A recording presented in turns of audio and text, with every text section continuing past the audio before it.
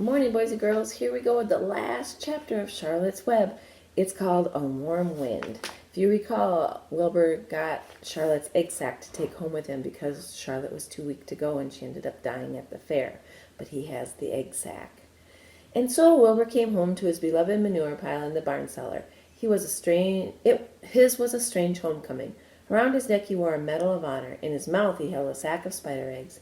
There's no place like home, Wilbur thought, as he placed Charlotte's 514 unborn children carefully in a safe corner. The barn smelled good. His friends, the sheep, and the geese were glad to see him back. The geese gave him a noisy welcome. Congratulations, they cried. Nice work. Mr. Zuckerman took the medal from Wilbur's neck and hung it on a nail over the pig pen, where visitors could examine it. Wilbur himself could look at it whenever he wanted to. In the days that followed, he was very happy. He grew to a great size. He no longer worried about being killed, for he knew that Mr. Zuckerman would keep him as long as he lived. Wilbur often thought of Charlotte. A few strands of her old web still hung in the doorway. Every day, Wilbur would stand and look at the torn, empty web, and a lump would come to his throat. No one had ever had such a friend, so affectionate, so loyal, and so skillful. The autumn days grew shorter. Lurvy brought the squashes and pumpkins in from the garden and piled them on the barn floor, where they wouldn't get nipped on frosty nights. The maples and the birches turned bright colors, and the wind shook them, and they dropped their leaves one by one to the ground. Under the wild apple trees in the pasture, the red little apples lay thick on the ground, and the sheep gnawed them. And the geese gnawed them, and foxes came in the night and sniffed them. One evening, just before Christmas, snow began falling. It covered the house and the barn and the fields and the woods. Wilbur had never seen snow before. When morning came, he went out and plowed the drifts in his yard for the fun of it. Fern and Avery arrived, dragging a sled. They coasted down the lane and out onto the frozen pond and the pasture. Coasting is the most fun there is, said Avery. The most fun there is, retorted Fern, is when the Ferris wheel stops and Henry and I are in the top car, and Henry makes the car swing, and we can see everything for miles and miles and miles. Goodness, are you still thinking about that old Ferris wheel? Said Avery in disgust. The fair was weeks and weeks ago. I think about it all the time, said Fern, picking snow from her ear. After Christmas, the thermometer dropped to 10 below zero. Cold settled on the world. Remember when we had the cold winter? Not anymore. The pasture was bleak and frozen. The cows stayed in the barn all the time now, except on sunny mornings when they went out and stood in the barnyard in the lee of the straw pile. The sheep stayed near the barn, too, for protection. When they were thirsty, they ate snow.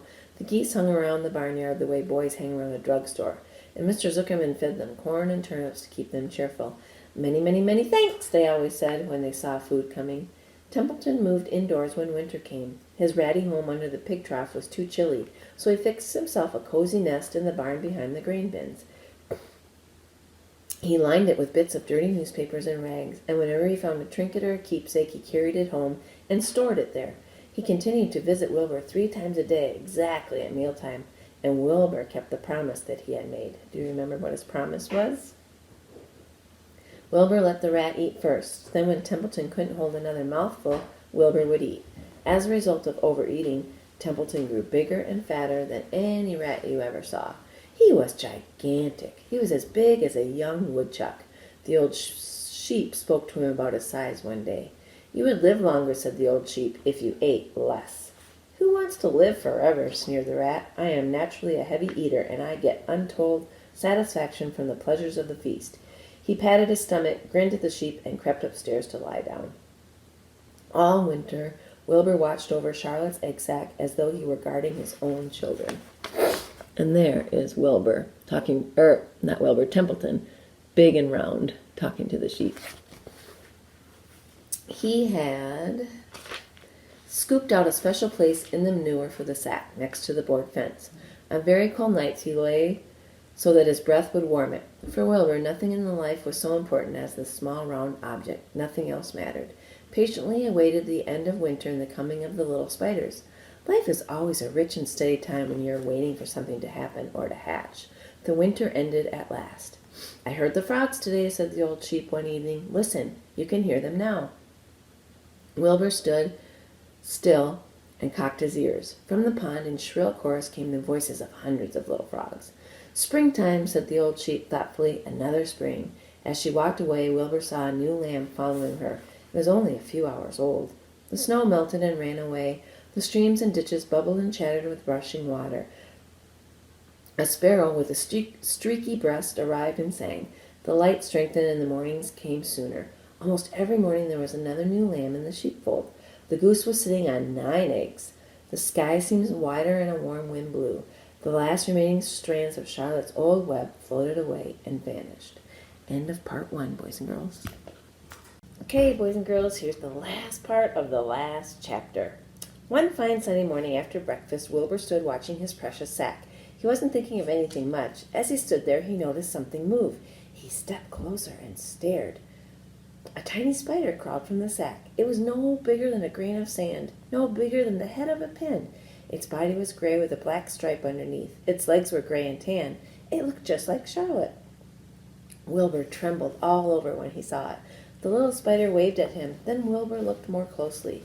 2 more little spiders crawled out and waved. They climbed round and round on the sack, exploring their new world. Then 3 more little spiders, then 8, then 10. Charlotte's children were here at last. Wilbur's heart pounded. He began to squeal. Then he raced in circles, kicking manure in the air. Then he turned a backflip.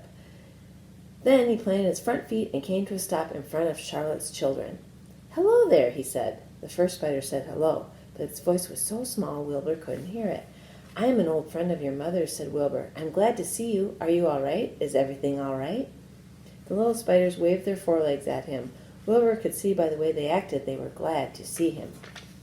"Is there anything I can get you? Is there anything you need?" The young spiders just waved. For several days and several nights they crawled here and there, up and down, around and about, waving at Wilbur, trailing tiny drag lines behind them, and exploring their home. There were dozens and dozens of them. Wilbur couldn't count them, but he knew that he had a great many new friends. They grew quite rapidly. Soon each was as big as a BB shot. They made tiny webs near the sack. Then came a quiet morning when Mr. Zuckerman opened a door on the north side.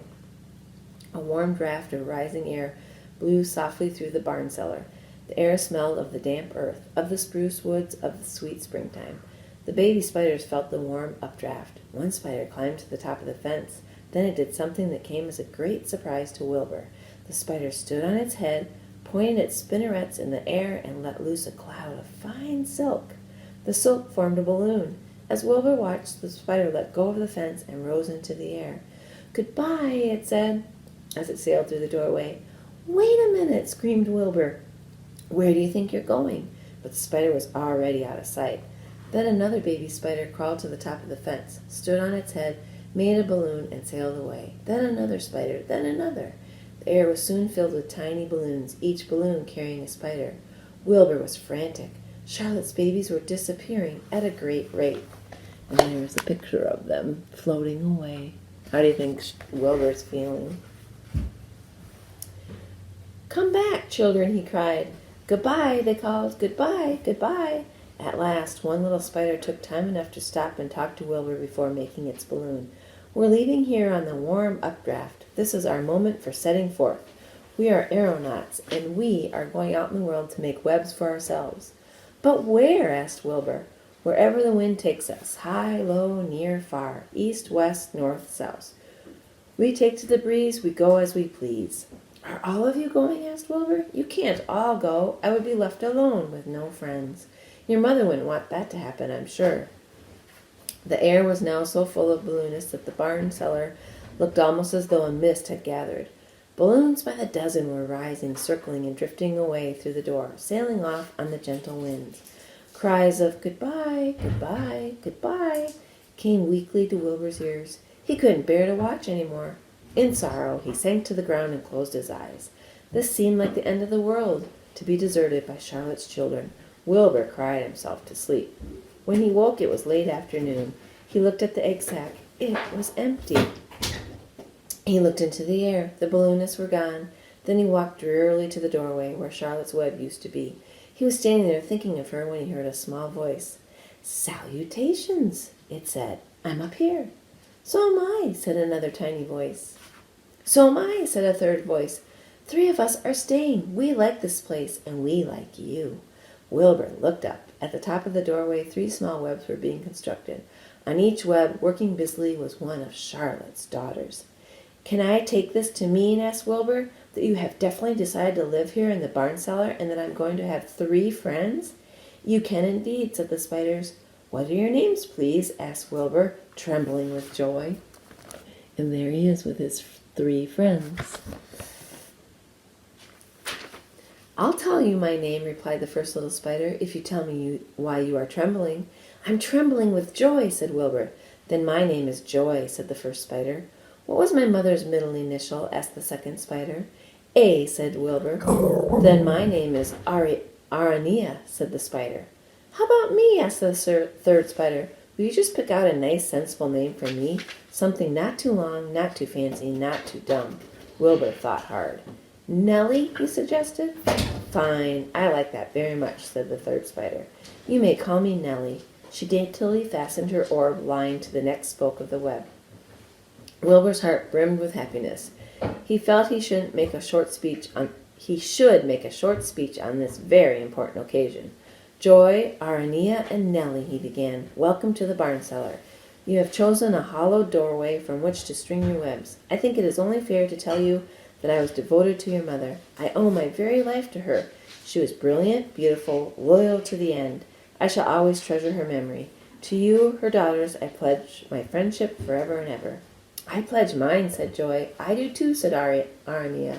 "And so do I," said Nellie, who had just managed to catch a small gnat. It was a happy day for Wilbur, and many more happy, tranquil days followed. As time went on, the months and years came and went. He was never without friends. Fern did not come regularly to the barn any more. She was growing up, and was careful to avoid childish things like sitting on a milk stool near the pig pen. But Charlotte's children and grandchildren and great-grandchildren year after year lived in the doorway. Each spring there were new little spiders hatching out to take place of the old. Most of them sailed away on their balloons, but always 2 or 3 stayed and set up housekeeping in the doorway. Mr. Zuckerman took fine care of Wilbur all the rest of his days, and the pig was often visited by friends and admirers, for nobody ever forgot the year of his triumph and the miracle of the web. Life in the barn was very good, night and day, winter, summer, spring, fall, dull days and bright days. It was the best place to be, thought Wilbur, this warm, delicious cellar with the garrulous geese, the changing seasons, the heat of the sun, the passage of swallows, the nearness of rats, the sameness of sheep, the love of spiders, the smell of manure, and the glory of everything. Wilbur never forgot Charlotte. Although he loved her children and grandchildren dearly, none of the new spiders ever quite took her place in his heart. She was in a class by herself.